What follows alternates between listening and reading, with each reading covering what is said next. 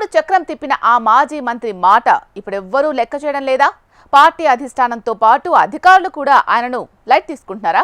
సొంత ఇలాఖాలోనే తన ఆదేశాలు చెల్లుబాటు కాకపోవడంతో ఫ్రస్ట్రేషన్ పీక్ స్టేజ్కు వెళ్ళిందా? మరి పూలమ్మిన చోటే కట్టెలు అమ్మడం ఎవరికైనా కష్టంగానే ఉంటుంది కదా. ఇక రాజకీయాల్లో ఒక వెలుగు వెలిగిన నాయకుల పరిస్థితి మరీ ఇబ్బందిగా ఉంటుంది. ఇంతకీ ఆ మాజీ మంత్రి ఫ్రస్ట్రేషన్ కు రీజన్ ఏంటి? Let's watch the special focus. గంట అనగానే చటుక్కున గుర్తొచ్చే పేరు ఆయనది. ప్రకాశం జిల్లా నుంచి విశాఖకు వలస. 4 సార్లు ఎమ్మెల్యేగా, ఒకసారి ఎంపీగా, మంత్రిగా అనుభవం. ఏ పార్టీ అధికారంలో ఉంటే ఆ పార్టీలోకి పోవడంలో దిట్ట. తరచూ పార్టీలు మార్చుతారన్న టాక్. కాపులు ఎక్కడ ఎక్కువ ఉంటే అక్కడ పోటీ చేయటం ఆయన నైజం. జనాలను డబ్బులతో కొనడంలో సిద్ధహస్తుడని పేరు. ఒకప్పుడు ఉత్తరాంధ్రలో ఏకఛత్రాధిపత్యం. మారిన పరిస్థితుల్లో ఒంటరి పోరాటం.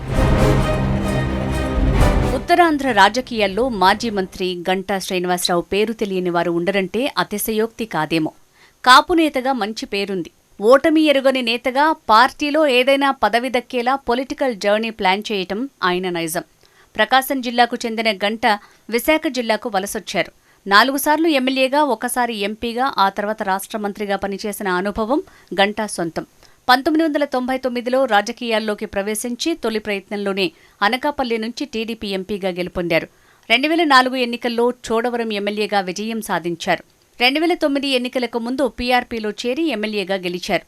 ఆ పార్టీ కాంగ్రెస్లో విలీనమైనప్పుడు కిరణ్ కుమార్ రెడ్డి మంత్రిమండలిలో మంత్రి అయ్యారు గంట.